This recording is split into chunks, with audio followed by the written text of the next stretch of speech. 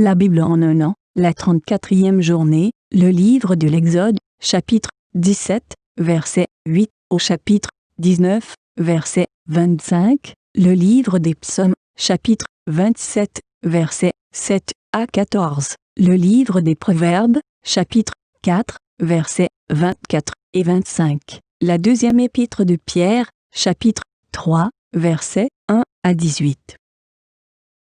Le livre de l'Exode, chapitre 17. Les Amalécites vinrent combattre Israël à Réphidim. Alors Moïse dit à Josué, « Choisis-nous des hommes, sors et combat les Amalécites. Demain je me tiendrai au sommet de la colline, le bâton de Dieu dans la main. » Josué se conforma à ce que lui avait dit Moïse pour combattre les Amalécites. Quant à Moïse, Aaron et Hur, ils montèrent au sommet de la colline. Lorsque Moïse levait la main, Israël était le plus fort, et lorsqu'il baissait la main, Amalek était le plus fort. Comme les mains de Moïse devenaient lourdes de fatigue, ils prirent une pierre qu'ils placèrent sur lui, et il s'assit dessus. Aaron et Hur soutenaient ses mains, l'un d'un côté, l'autre de l'autre. Ainsi ils restèrent fermes jusqu'au coucher du soleil. Et Josué fut victorieux d'Amalek et de son peuple au tranchant de l'épée. L'Éternel dit à Moïse, « Écris cela dans le livre pour qu'on s'en souvienne, et déclare à Josué que j'effacerai le souvenir d'Amalek de dessous le ciel. » Moïse construisit un autel et l'appela « L'Éternel mon étendard ». Il dit, « Parce que les Amalécites se sont attaqués au trône de l'Éternel, il y aura guerre de l'Éternel contre eux de génération en génération. » Le livre de l'Exode, chapitre 18. Jéthro, prêtre de Madian et beau-père de Moïse, apprit tout ce que Dieu avait fait en faveur de Moïse et d'Israël, son peuple. Il apprit que l'Éternel avait fait sortir Israël d'Égypte. Jéthro, beau-père de Moïse, prit Séphora, la femme de Moïse. C'était après son renvoi. Il prit aussi les deux fils de Séphora, l'un s'appelait Guershon, car Moïse avait dit « Je suis en exil dans un pays étranger ». L'autre s'appelait Éléazar, car il avait dit « Le Dieu de mon père m'a secouru, et il m'a délivré de l'épée du Pharaon. » Jéthro, le beau-père de Moïse, vint avec les fils et la femme de Moïse au désert où il campait à la montagne de Dieu. Il fit dire à Moïse, « Moi, ton beau-père Jéthro, je viens te trouver avec ta femme et ses deux fils l'accompagnent. » Moïse sortit à la rencontre de son beau-père. Il se prosterna et l'embrassa. Ils s'informèrent réciproquement de leur santé, puis ils entrèrent dans la tente de Moïse. Moïse raconta à son beau-père tout ce que l'Éternel avait fait au Pharaon et à l'Égypte à cause d'Israël, toutes les difficultés qu'il avait rencontrées en chemin et la façon dont l'Éternel les avait délivrés. Jéthro se réjouit de tout le bien que l'Éternel avait fait à Israël en le délivrant de la main des Égyptiens. Il dit, « Béni soit l'Éternel, qui vous a délivré de la main des Égyptiens, et de celle du Pharaon, qui a délivré le peuple de la main des Égyptiens. Je reconnais maintenant que l'Éternel est plus grand que tous les dieux, puisque l'arrogance des Égyptiens est retombée sur eux. » Jéthro, le beau-père de Moïse, offrit à Dieu une holocauste et des sacrifices. Aaron et tous les anciens d'Israël vinrent participer à ce repas avec le beau-père de Moïse en présence de Dieu. Le lendemain, Moïse siégea pour juger le peuple, et le peuple se présenta devant lui depuis le matin jusqu'au soir. Le beau-père de Moïse vit tout ce qu'il faisait pour le peuple et dit, « Que fais-tu là pour ce peuple? Pourquoi sièges-tu tout seul et pourquoi tout le peuple se présente-t-il devant toi depuis le matin jusqu'au soir? » Moïse répondit à son beau-père, « C'est que le peuple vient vers moi pour consulter Dieu. Quand ils ont une affaire, ils viennent vers moi. Je juge entre les parties et je fais connaître les prescriptions de Dieu et ses lois. » Le beau-père de Moïse lui dit, « Ce que tu fais n'est pas bien. Tu vas t'épuiser toi-même et tu vas épuiser ce peuple qui est avec toi. En effet, la tâche est trop lourde pour toi. Tu ne pourras pas la mener à bien tout seul. Maintenant, écoute-moi. Je vais te donner un conseil et que Dieu soit avec toi. Sois le représentant du peuple auprès de Dieu et porte les affaires devant Dieu. Enseigne-leur les prescriptions et les lois. Fais-leur connaître le chemin qu'ils doivent suivre et ce qu'ils doivent faire. Choisis parmi tout le peuple des hommes capables qui craignent Dieu, des hommes intègres, ennemis du gain malhonnête. Établis-les sur eux comme des chefs de milliers, de centaines, de cinquantaines et de dizaines. Ce sont eux qui jugeront le peuple de manière permanente. Ils porteront devant toi toutes les affaires importantes et jugeront eux-mêmes les petites causes. Allège ta tâche et qu'ils la portent avec toi. Si tu fais cela et que Dieu te l'ordonne, tu pourras tenir bon et tout ce peuple parviendra en paix à sa destination. Moïse écoutait son beau-père et fit tout ce qu'il lui avait dit. Moïse choisit parmi tout Israël des hommes capables et les établit chefs du peuple, chefs de milliers, de centaines, de cinquantaines et de dizaines. Ils jugeaient le peuple de manière permanente. Ils portaient devant Moïse des affaires difficiles et jugeaient eux-mêmes toutes les petites causes. Moïse laissa partir son beau-père et Jéthro retourna dans son pays. Livre de l'Exode, chapitre 19.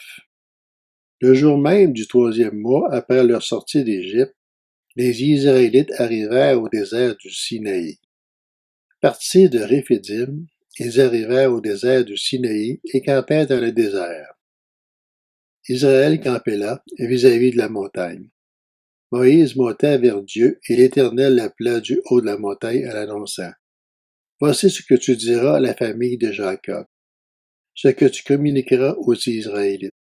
Vous avez vu ce que j'ai fait à l'Égypte et la façon dont je vous ai porté sur des ailes d'aigle et emmené vers moi. Maintenant, si vous écoutez ma voix et si vous gardez mon alliance, vous m'appartiendrez personnellement parmi tous les peuples, car toute la terre m'appartient. Vous serez pour moi un royaume de prêtres et une nation sainte. Voilà les paroles que tu diras aux Israélites. Moïse vint appeler les anciens du peuple et leur exposa toutes ces paroles, comme l'Éternel le lui avait ordonné. Le peuple tout entier répondit, nous ferons tout ce que l'Éternel a dit. Moïse rapporta les paroles du peuple à l'Éternel. Et l'Éternel dit à Moïse, voici, je vais moi-même venir vers toi dans une épaisse nuée, afin que le peuple entende quand je te parlerai et qu'il ait toujours confiance en toi. Moïse rapporta les paroles du peuple à l'Éternel. L'Éternel dit à Moïse, va vers le peuple, consacre-les aujourd'hui et demain, et qu'ils lavent leurs vêtements. Qu'ils soient prêts pour le 3e jour, car le 3e jour, sous les yeux de tout le peuple, l'Éternel descendra sur le mont Sinaï. Tu fixeras au peuple des limites tout autour de la montagne, et tu diras, gardez-vous bien de monter sur la montagne ou d'en toucher le bord. Tout homme qui touchera la montagne sera puni de mort. On ne mettra pas la main sur lui, mais on le lapidera, ou on le transpercera de flèches. Qu'il s'agisse d'un animal ou d'un homme, il ne vivra pas.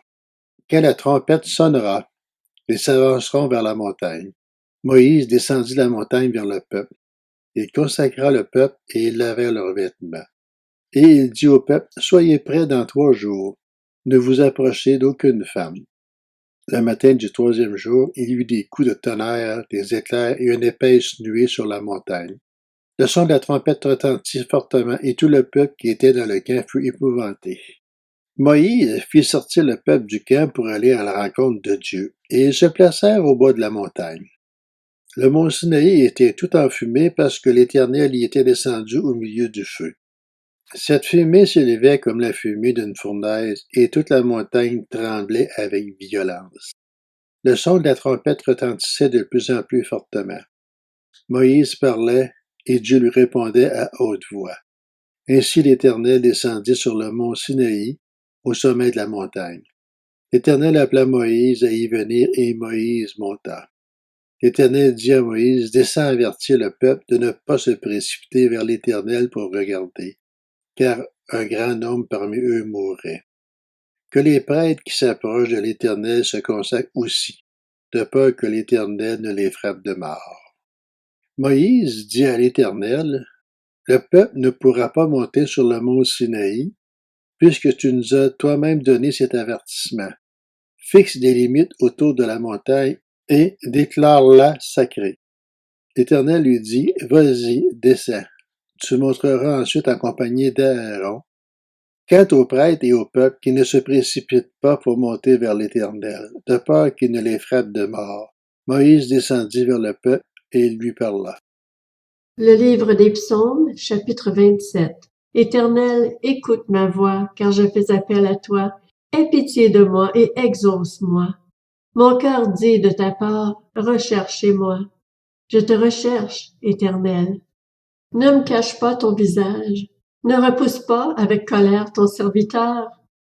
Tu es mon secours. Ne me laisse pas. Ne m'abandonne pas, Dieu de mon salut. Même si mon père et ma mère viennent à m'abandonner, l'Éternel m'accueillera. Éternel, enseigne-moi ta voie. Conduis-moi dans le sentier de la droiture à cause de mes ennemis.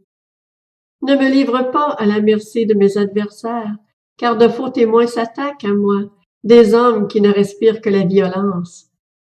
Oh, si je n'étais pas sûre de voir la bonté de l'Éternel au pays des vivants. Espère en l'Éternel. Fortifie-toi et que ton cœur s'affermisse. Espère en l'Éternel. Le livre des Proverbes, chapitre 4. Écarte de ta bouche la fausseté, éloigne de tes lèvres les détours. Que tes yeux regardent bien en face et que tes paupières se dirigent droit devant toi. La deuxième épître de Pierre, chapitre 3. Bien-aimés, voici déjà la deuxième lettre que je vous écris. Dans l'une et dans l'autre, je fais appel à vos souvenirs pour réveiller en vous une saine intelligence, afin que vous vous rappeliez les paroles prononcées autrefois par les saints prophètes, ainsi que le commandement du Seigneur et Sauveur enseigné par vos apôtres. Sachez avant tout que dans les derniers jours viendront des moqueurs pleins de railleries. Ces hommes vivront en suivant leurs propres désirs et diront: où est la promesse de son retour? En effet, depuis que nos ancêtres sont morts, tout reste dans le même état qu'au début de la création. De fait, ils veulent ignorer que des cieux ont existé autrefois par la parole de Dieu, ainsi qu'une terre tirée des eaux et au milieu d'elle. Ils oublient volontairement que le monde d'alors a disparu de la même manière, submergé par l'eau.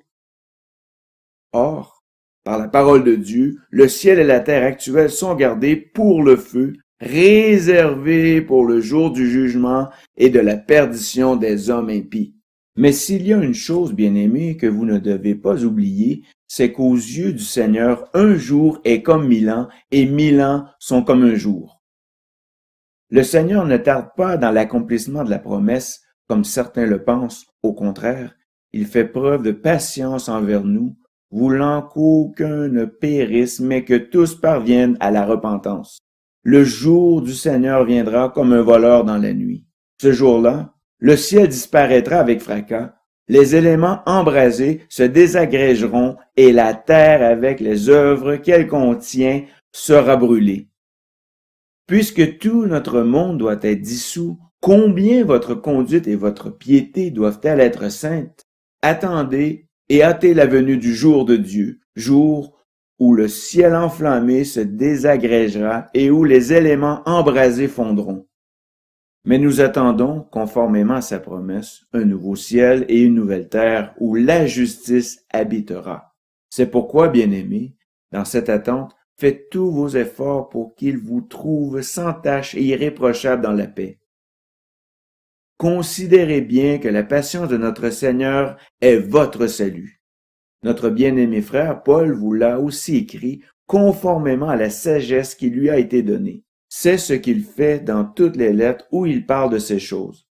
Il s'y trouve certes des points difficiles à comprendre, et les personnes ignorantes et mal affermies en tordent le sens comme elles le font des autres écritures pour leur propre ruine. Bien-aimés, vous voilà avertis. Tenez-vous donc sur vos gardes, de peur qu'entraînés par l'égarement des impies, vous ne perdiez la ferme position qui est la vôtre.